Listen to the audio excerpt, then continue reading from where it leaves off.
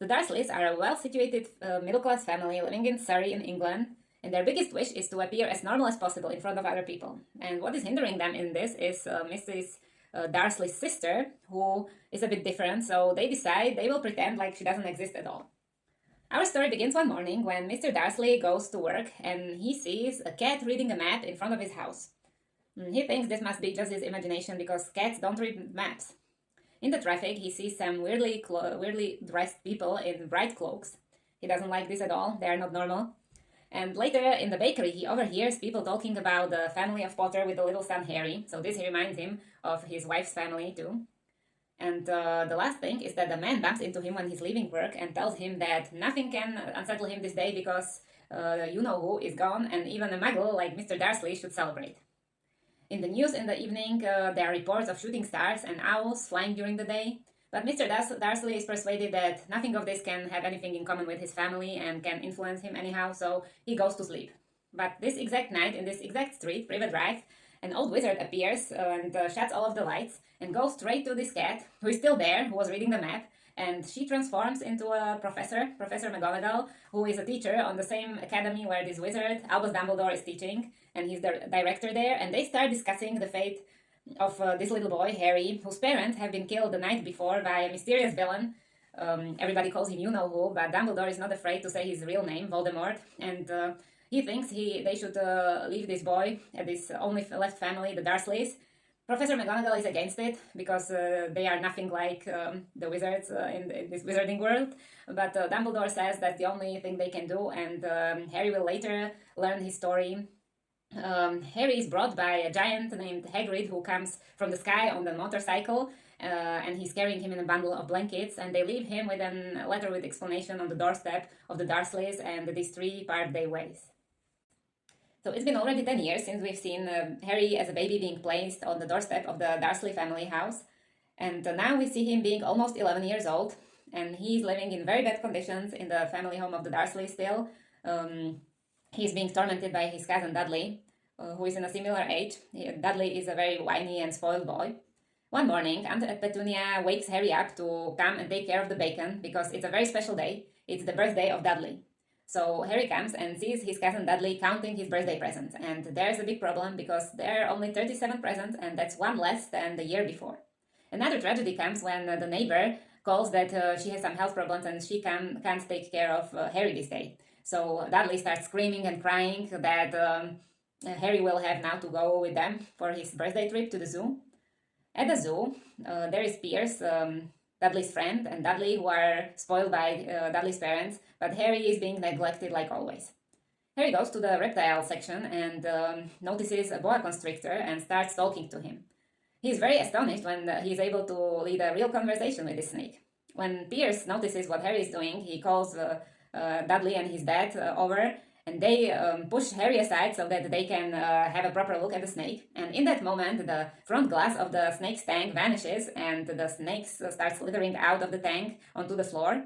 Dudley and Pierce claim that the snake attacked them, and the Dursleys are shocked and blame this incident to Harry, which is quite unfair. And Harry is punished even though he doesn't know, he isn't aware that he would be any responsible for this. So he's sent to his cupboard and gets no food. Punished after the boa constrictor incident at the zoo, Harry stays locked in his cupboard until summer. When he's finally free, he tries to stay away from Dudley and from the house as much as possible because they keep tormenting him. And he's quite happy about the fact that from the fall he will be starting a new school away from Dudley, so he will be first time in his life away from his cousin. One day, Uncle Vernon sends Harry to fetch the mail, and he discovers there is a letter for him addressed to the cupboard under the staircase. So Harry wants to open it, but when Dudley sees he got a letter, Uncle Vernon grabs it from him and shows it to his wife. They are both shocked, so they send Harry and Dudley away to discuss what to do next. The next day, Uncle Vernon comes to Harry's cupboard and tells him he can move to the smallest bedroom in the house, which is Dudley's second bedroom where he used to store his old toys, but he refuses to discuss the letter. But on the next day, another letter for Harry comes, which is addressed to the smallest bedroom. So the letters keep coming, and Uncle Vernon keeps preventing Harry to get them. He even sleeps next to the door so that Harry can't get the mail early in the morning. And when the letters start to flood the house, they come in all impossible ways. under the door, through the cracks, from the fireplace, through the eggs, through the window. The whole house is full of the letters for Harry. Uncle Vernon is enraged and decides to take the whole family away. And at the hotel where they stay, another 100 letters for Harry come in. So Uncle Vernon decides on one stormy and dark night to take the family on an island where is only one shack, and he bolts the door and thinks everything is okay now, happy. But at the midnight, it's Harry's birthday, and there is a loud thump at the door. This thump is heard again, and a giant smashes down the door of the shack. Uncle Vernon tries to threaten this giant with a gun, but the giant takes his gun and ties it into a knot. This giant introduces himself as Hagrid, the keeper of the keys and grounds at Hogwarts, and brings Harry a birthday cake. He's very angry when he finds out that Harry has no idea what Hogwarts is, that the Dursleys didn't tell him anything. He tells Harry that he is a wizard and presents him with a letter of acceptance to this Hogwarts School of Witchcraft and Wizardry where he works. Uncle Vernon protests that he will never support Harry to go in such school, but Hagrid explains to Harry that his parents didn't die in a car accident like he always thought, but they were killed by an evil wizard called Voldemort. So Harry doesn't believe he could be a wizard, but then he realizes that the incident with the snake at the zoo could have been an act of wizardry. So Hagrid takes Harry from the shack with him, although Uncle Vernon keeps protesting. Harry wakes up in the company of Hagrid and realizes that last night wasn't a dream. He's really a wizard, and today he's going with Hagrid to buy his new supplies for the new school. So they go to London, and the first stop is a pub called the Leaky Cauldron, where all the guests already know him and are so nervous and honored to meet him. After that, he and Hagrid goes behind the pub, and Hagrid taps on some brick walls, and all of a sudden it opens, and they enter the Diagon Alley, a secret wizarding street with all the things wizard need. The first stop is the Gringotts Bank, where Harry and Hagrid are escorted to Harry's vault, where he gets enough money for everything he needs, and there is a lot of gold and silver stored them for later, so he doesn't have to worry about money at all. The next stop is a store with uniforms. He needs a uniform, and here he meets a little snobbish and unpleasant boy who also will start the Hogwarts Wizarding School this year. And he keeps talking about the grand wizarding families, about how the non-wizarding people, the muggles, shouldn't be allowed to send their kids to this school. And Harry starts to think about if he's cut out for this school, if he will be enough, and if he can learn everything. But Hagrid reassures him that there are a lot of kids from muggle families who do well also. So that makes Harry feel a bit better. And after they buy all of the books and the ingredients for the potions, they enter the store with wands, where the store owner, Mr. Ollivander, shows a lot of wands and gives Harry a lot of wands to try. And when the red one appears, there are sparks shooting out of it, and it's clear that this one is meant to be for Harry. So Mr. Ollivander thinks it's interesting because the phoenix feather built into this wand is the same phoenix whose feathers were used to make a wand for Lord Voldemort. That's the villain who made a scar on Harry's forehead in the shape of a lightning. So the last month at the Dursleys is very unpleasant for Harry. But the day before he leaves, or is about to leave for his new school, he asks Uncle Vernon to take him to the train station. He agrees, but he ridicules Harry for going from the platform 9 3/4 like it's written on the ticket Hagrid gave him. So when they arrive at the train station, Harry is standing between the platform 9 and 10 and has no idea how to get to the platform 9 3/4.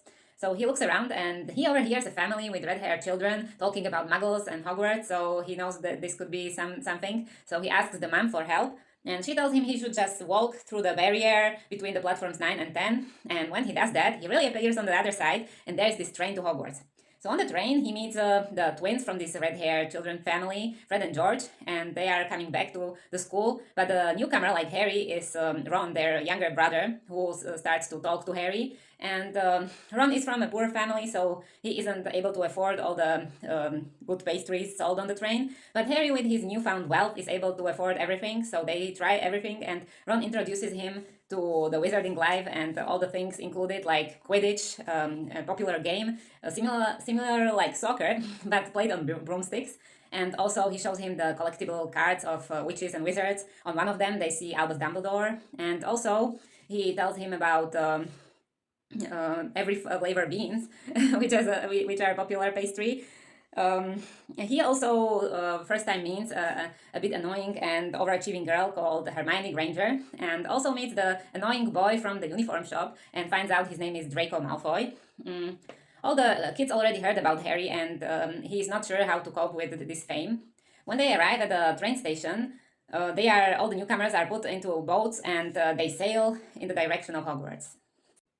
The new students arrive at the door of Hogwarts, and Professor McGonagall greets them and tells them they will be all sorted into 4 houses. So there's Gryffindor, Ravenclaw, Slytherin, and Hufflepuff. And all these 4 houses have their own Quidditch teams, and they collect points over the year. And there is this competition, the House Championship, and they win points by winning the Quidditch games and lose points by doing some mistakes. So when they arrive in the castle ghosts appear, and the new students are led into the Great Hall, where the whole school is already waiting for them, and they see this pointy hat on a stool, which is waiting for them, and they soon learn that they will have this hat placed on their head, and it will decide in which house they will go. So Harry's nervous. He doesn't want to go to Slytherin because there was Voldemort, and the students are so unpleasant. So when the moment comes, he has this inner conversation, this private conversation with the head, and the head suggests him to go to Slytherin because he has all these great abilities. But Harry really wants to go to Gryffindor, so he gets placed into Gryffindor, as well as Ron and Hermione. And Draco Malfoy, surprisingly, is placed into Slytherin. So after this placing ceremony, they start having their grand feast, and Harry's overwhelmed with all the delicious food served. Sir Nicholas the Mimsy Purpington, who is a resident ghost of Gryffindor, comes and wishes them good luck to win the house championship this year. Over the dessert, they start discussing the upbringing of the children, and the boy, Neville Longbottom, says that his family thought he actually didn't have any magical powers until he survived a fall from a window.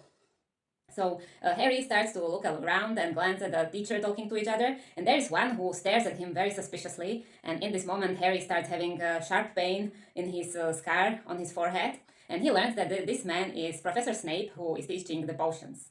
So after dessert, Dumbledore stands up and says his welcome speech, and also warns the student to avoid the Forbidden Forest, and also the third floor corridor in the right side of the castle. And after that, all the students sing the school song and leave for their houses. Harry finds the life at Hogwarts quite different to what he was used to before. Everybody keeps talking about him, and he seems to be getting into a lot of trouble all the time. He likes all the subjects, maybe with the exception of history of magic. In his first transfiguration class, where the students are supposed to turn one object into another, only Hermione is able to make any progress at turning a match into a needle. And Harry is revealed the others are as lost as he is. On the breakfast, the first Friday, his owl Hedwig, who delivers mail, brings him an invitation from Hagrid for a tea. Later in potions class, he discovers that Professor Snape really doesn't like him. He keeps mocking him about his lack of knowledge in herbs, and also calls him our new celebrity. So later, he takes Ron for the tea to Hagrid, and they get quite intimidated by Hagrid's huge and fierce-looking dog Fang, but later they discover he's quite friendly. Hagrid tells Harry that he's overreacting to Snape's treatment, asserting that Snape wouldn't have any reason to hate Harry. So Harry notices an article in the Wizarding newspaper writing about breaking in Gringotts Bank in a vault that had been emptied that day earlier. And he remembers this was exactly on the day, on his birthday, when he and Hagrid went to Gringotts, and Hagrid emptied exactly this vault 713 and took a little package with him. So Harry leaves Hagrid with his head filled with questions. Harry is upset about learning that Gryffindor is going to have flying lessons with Slytherin, and that's because he doesn't want to spend more time with his enemy Draco Malfoy. The lessons are taught by Madame Hooch, who sends the new flowers gently off the ground, but Neville has an accident and breaks his wrist, so she takes him to the hospital wing, and meanwhile she tells the others to stay on the ground. But Draco Malfoy starts to play with Neville's Remember All ball and throws it into the air. Harry wants to help Neville, so he goes after it and flies up, spectacularly catches it, and safely lands on the ground. Shortly after that, Professor McGonagall comes and reprimands Harry and takes him with her. But instead of punishing him, she takes him to introduce him to Oliver Wood, the captain of the Quidditch team of Gryffindor, and tells him Harry would make an excellent player. So Harry, happy about this, at the dinner tells Ron he's gonna join the Quidditch team, but Oliver Wood wants to keep it a secret for now. Then Malfoy shows up with his cronies Crabbe and Goyle and starts to tease Harry about what happened before, and the tension grows. Malfoy challenges Harry to a wizarding duel, and Harry accepts in spite of Hermione protesting that it is against the school rules. So Harry and Ron sneak out in the evening from the dorm, but Hermione is waiting for them, telling them, "Stop, guys! Don't break the school rules." But they go anyway. She somehow gets locked out of the dorm, so she has to tag along. They also meet Neville, who's just wandering around lost, so he joins them. They come to the side of the duel, the trophy room, but Malfoy is not nowhere to be found. But very shortly after that. Argus Filch, the school caretaker, appears, and also Miss Norris, his cat, and little students are scared they will have come into trouble, so they hide and then run somewhere, no idea where they are running, and they end up in the third floor, the forbidden area, and find themselves staring at a huge and scary three-headed dog, and terrified they run away. Somehow they manage to get safely back to the dorm, and Hermione is very mad, but she steers Harry's attention by telling him that the three-headed dog was standing on a trapdoor. Next morning, Harry and Ron are discussing what the dog would be guarding under the trapdoor when the mail arrives. Harry gets a first-class broomstick with a note from Professor McGonagall with an invitation for Quidditch practice. Draco Malfoy sees this and tells Harry that first-year students are not allowed to have broomsticks and goes to report him to Professor Flitwick. But Professor Flitwick just expresses his admiration for Harry's talent. So later that day, Harry has a training practice with Oliver Wood to learn some basics of Quidditch. On Halloween, Professor Flitwick starts to teach students how to make objects fly, and Hermione is the only one who succeeds. Ron, offended by the air of Hermione's perfection, makes a nasty comment, and Hermione overhears this, and Harry sees her running off in tears.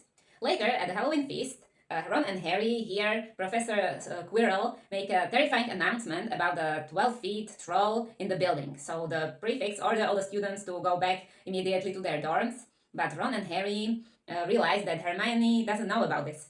So they go to look for her, and they encounter the troll.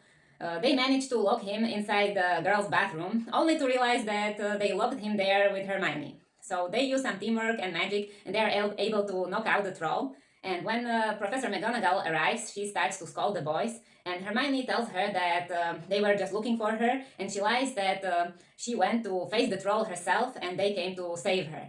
So at this point, Hermione became their friend. The Quidditch season begins, and Harry is preparing for his first match in Quidditch against Slytherin. To prepare, he borrows a book called Quidditch Through the Ages from Hermione, and one evening, Ron and Hermione get discovered with a book outside by Professor Snape, and he, under a very weak excuse, confiscates the book, telling them that library books are not allowed to be taken outside. Harry starts to grow suspicions against Professor Snape, even more after, when he goes to retrieve the book from the office of Argus Filch, the school caretaker, he overhears Professor Snape telling him that he was attacked by the three-headed dog. So the next day, the match is on, and Harry is playing in the position of a seeker. That means that he needs to catch a little object called the golden snitch. It's a little ball, and he tries to fly to get it, and Slytherin's seeker pushes him out of the way and gets penalized for it. Later in the game, Harry starts to lose control over his broomstick. It's out of control, and Hagrid comments that the only thing that could make this broomstick like this is dark magic. Hermione notices that Professor Snape keeps staring at Harry and is muttering something to himself. Meanwhile, the Weasley twins go to try to help their teammate Harry, and Hermione sneaks behind Snape, and with a little magic trick she puts his robe on fire, and in this moment the spell on the broomstick breaks, and Harry is again in control of his broomstick. So he starts speeding against the snitch and lands almost on the ground, catching the snitch. So the Gryffindor wins, and after the match, Ron, Harry, and Hermione go to Hagrid's, and Ron accuses Professor Snape of putting this spell on Harry's broomstick. Hagrid doesn't agree, asking why would Professor Snape want to kill Harry. So they tell him about their suspicions, that they know that he had been attacked by the three-headed dog from the third floor corridor, and Hagrid involuntarily reveals that the three-headed dog, called Fluffy, belongs to him, and the thing he is guarding is a secret known only to Albus Dumbledore and a man named Nicholas Flamel. Oops, I shouldn't have said that.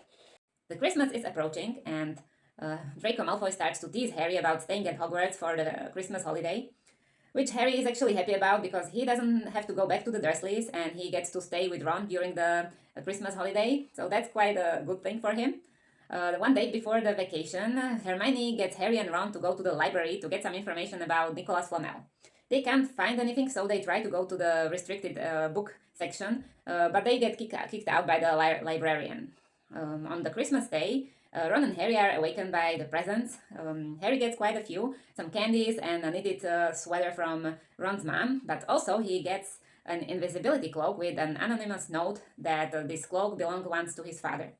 So this night, after a great dinner and after Ron falls asleep, Harry tries on his invisibility cloak and goes to sneak into the restricted books area in the library. But he opens one book and the book starts to scream, so he runs away and he's noticed by Filch. So he runs into some old classroom and finds himself staring into an interesting mirror where he sees a lot of people. And after staring for a while, he recognizes that two of them look like his parents. He tries to communicate with them, but they can only answer by waving. So he lingers there for a while and then goes back to the door. And the next day he gets Ron to come with him. And Ron doesn't see Harry's parents in this mirror, but he sees himself holding a Quidditch cup.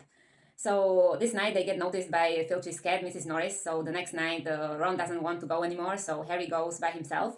And he gets discovered by Albus Dumbledore, who tells him that this mirror shows the deepest desire of the one who is looking into the mirror. And Harry is also relieved that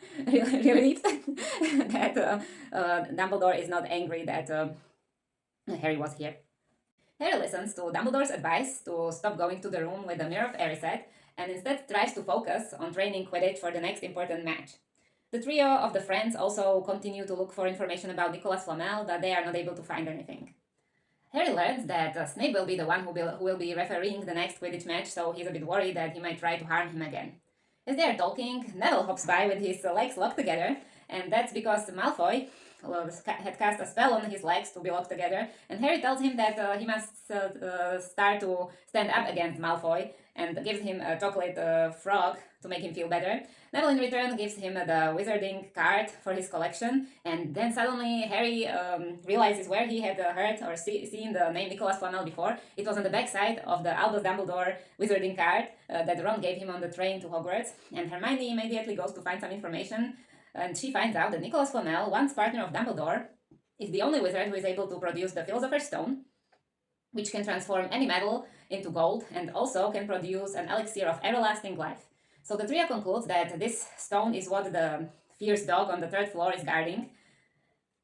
Next, the Quidditch match comes, and Harry is relieved that Dumbledore is there because Snape wouldn't do any wrongdoing to him while Dumbledore is watching. So Harry catches the snitch within the first 5 minutes, and Dumbledore congratulates him, the crowd roars, and after the match, Harry notices that Snape is going to the direction of Forbidden Forest, so he goes after him on his broom and hears that Snape is harshly talking to Professor Quirrell about the Philosopher's Stone.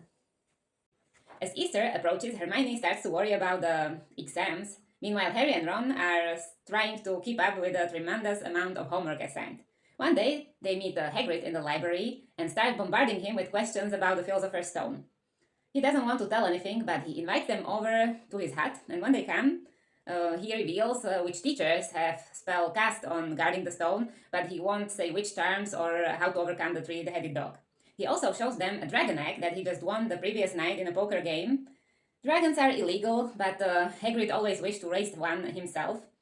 So later, when Harry gets a note that the dragon egg is hatching, they rush over to see the dragon birth.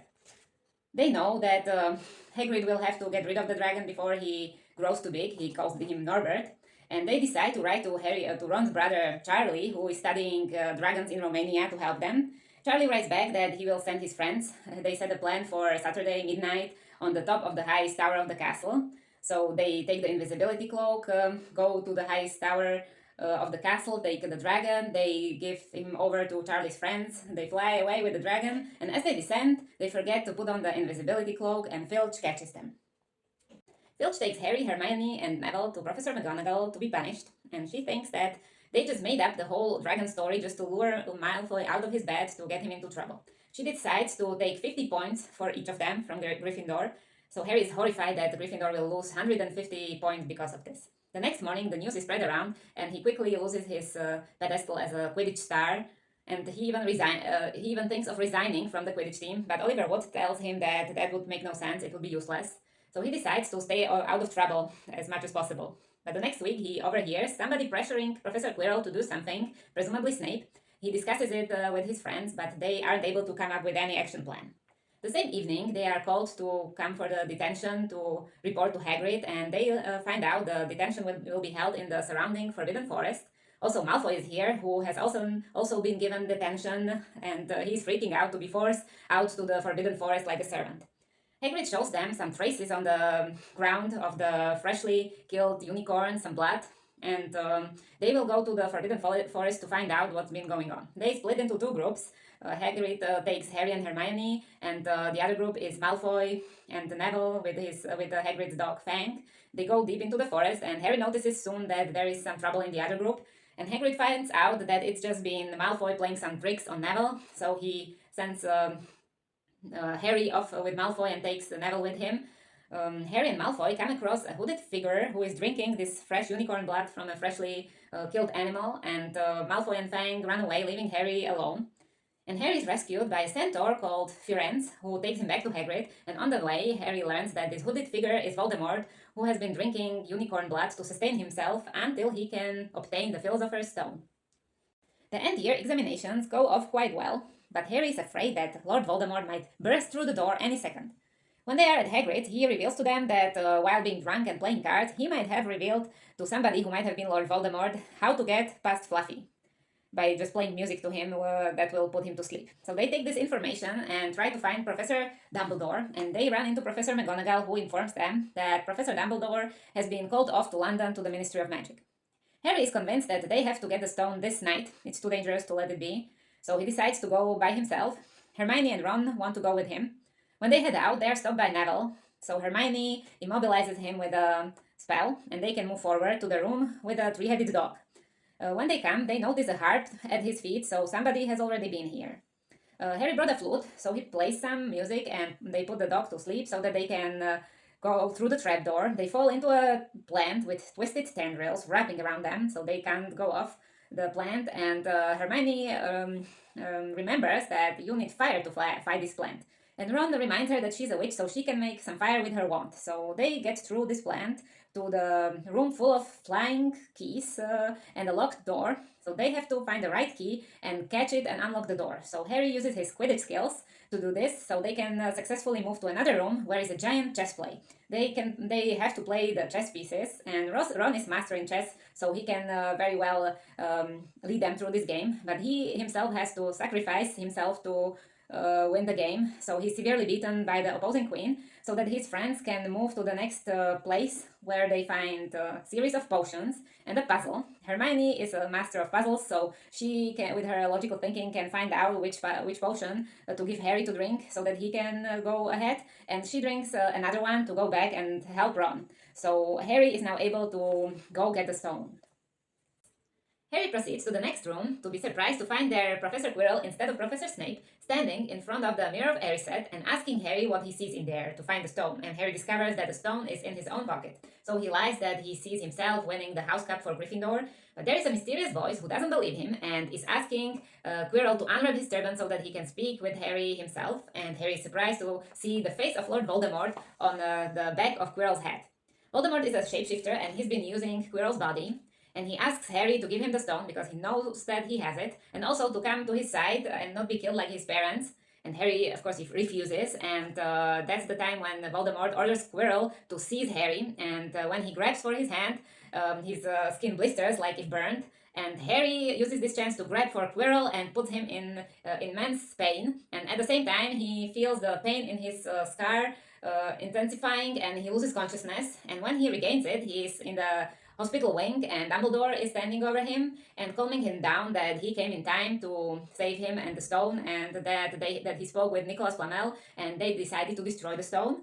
And he also explained that he was the one who gave him the invisibility cloak, and that he was protected by his mother's love, and that's why Quirrell couldn't hurt him. And also that he was the only one who could retrieve the stone because he wanted the stone for itself and not for it could give him.